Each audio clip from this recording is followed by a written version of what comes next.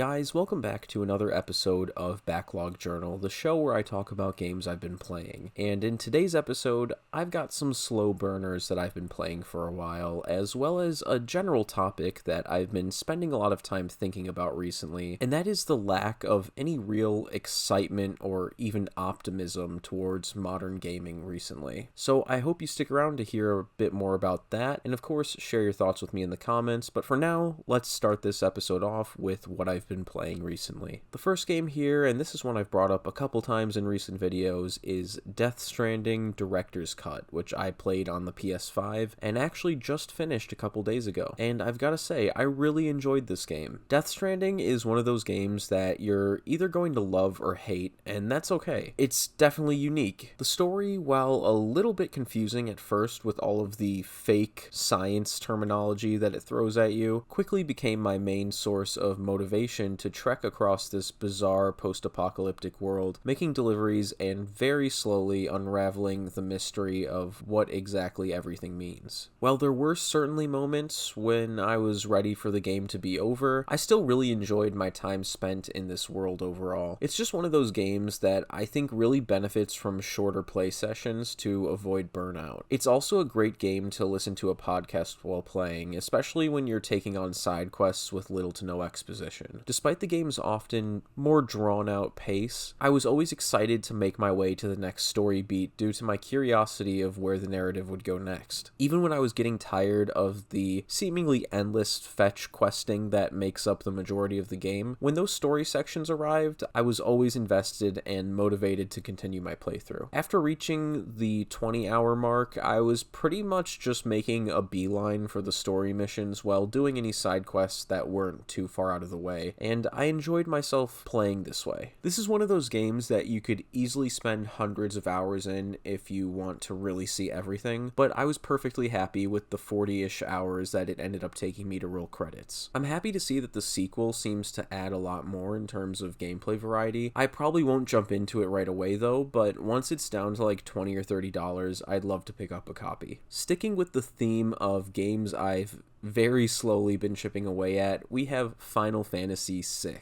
I first mentioned this one in my list of shame video that I made recently, and at that time there were a couple of games on my list that I wanted to get to before this one, but one day I had a random craving for a classic turn-based RPG, and I booted this one up on the Steam Deck. I had a week where I couldn't put this one down, and at the time of writing this, I want to say I'm about halfway through the game. I am starting to feel my desire to continue this one waver just a little bit, so I might put it on hold for a little while before I get to that point where I feel like I'm forcing myself to play it. I have a guide bookmarked on my phone, so I know exactly where I need to go when I eventually pick this one back up, which I definitely will do at some point, but you really have to be in the mood to play a turn-based RPG like this, otherwise it just feels like a chore, and I don't want it to feel that way. But ever since I finished Death Stranding, I've kind of felt a bit stuck. No other games have really been holding my attention after spending the last month almost exclusively focusing on Death Stranding. This usually happens to me once or twice a year, especially after finishing a longer game, and that's usually a sign that I need to take a break from games for a bit. It doesn't really help that I'm also not particularly excited for anything that's coming out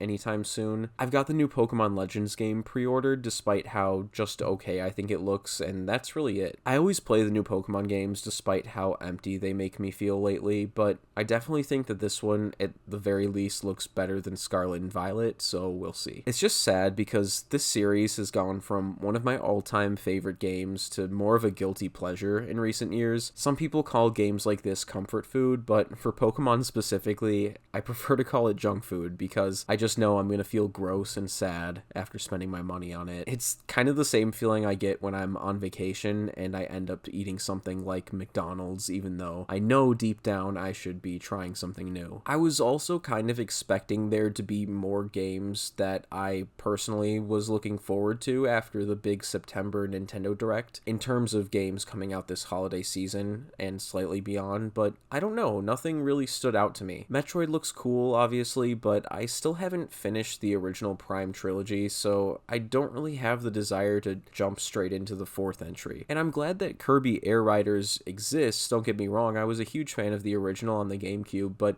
I just don't really feel that need to play it day one. I also had the Mario Galaxy collection pre-ordered, as those are two of my favorite games of all time, but I ended up canceling it after realizing that there really isn't a good reason for me to spend nearly $80 after tax on two games that I already own. So yeah, but honestly, it's kind of freeing not having any brand new games that I feel like I have to purchase like I usually do at this time of the year. For the foreseeable future, my plan is to just double down on old stuff, and I'm okay with that. It's going to be a great way to save money, and I won't have to deal with the guilt of buying a bunch of new games when I already have so much on my shelf that still needs to be played. I specifically want to focus on replaying some old favorites and of course finishing games that I've started in the past but never finished. I think I could really use the comfort of familiarity this holiday season instead of chasing shiny new stuff. I've kind of been wanting a time to fully disconnect from the new game hype cycle for a while now anyway, and in today's economy, I don't think I could have picked a better time. I've been super nostalgic for the 7th generation of consoles recently, so I'd really like to spend some more time revisiting some of my old favorites from the Wii. I'm also super excited to continue discovering gems I missed out on from the PS3 and 360, whether I play those on original hardware or on the Steam Deck like I've been doing with Spec Ops The Line. This is one of those games that's been delisted from digital storefronts, and the only way to play it is if you own a physical copy or download it from an abandonware site. I did manage to get a physical copy for PS3 while it was still cheap, but the game crashed on me a few times when I tried it out earlier this year, and I wasn't sure if this was an issue with the disc that I got or just the PS3 port of the game being buggy, so I decided to try playing the PC port instead on my Steam Deck, and it runs beautifully. The boost to 60 FPS over the PS3's 30, which I don't even know if it's hitting that at all times, definitely makes this one much more enjoyable, which is the case with most games from this generation. Spec Ops may look like a generic military shooter at first glance, but it's actually a really unique title. The game takes place in a war-torn Dubai and really explores the horror of war rather than just being a game that takes place in this type of environment. Each chapter takes you through some incredibly memorable set pieces as well, from big-ass buildings to big-ass sprawling deserts littered with wreckage from planes and cars and stuff. It's a cool game for sure, and it's a shame that if you want to play it, you'll have to put in a bit of work to find a copy, but if you're savvy on the computer, I recommend just checking out the PC version. And finally here, we have another older game that I've been playing, and that is the original PS2 version of Silent Hill 2. I first attempted to play this one on my PS3 with the Silent Hill HD collection back when I was in high school, so that was about 10 years ago now, and at the time, I remember encountering a lot of bugs in this one. I'm sure as many of you know, that HD collection on the 360 and PS3, those were really bad ports that were full of all kinds of bugs, and so as you could probably imagine, I did not get very far. I remember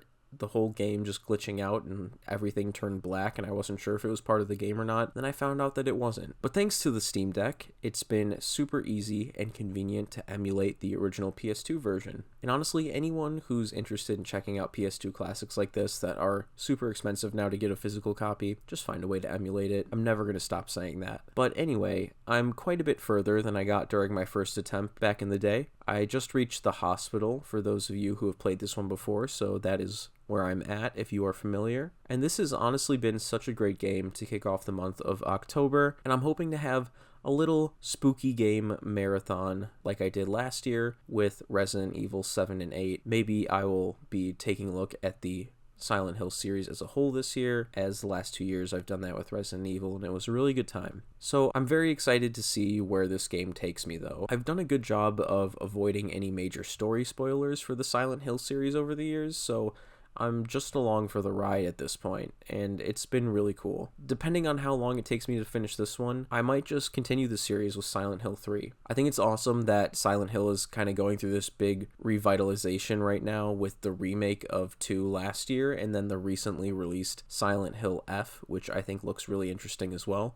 But I am perfectly happy to catch up on the classics first and pick up the modern games once they're a bit cheaper. But anyways guys, those are the games that I've been playing recently. Be sure to let me know what you've been playing in the comments, and if you'd like to connect with me on any of the various social media platforms of your choice, check out my link tree in the description of this video, and of course, stick around here on YouTube as well if you'd like to see more content from me like this. Anyways guys, thank you so much for watching, and I will see you in the next one.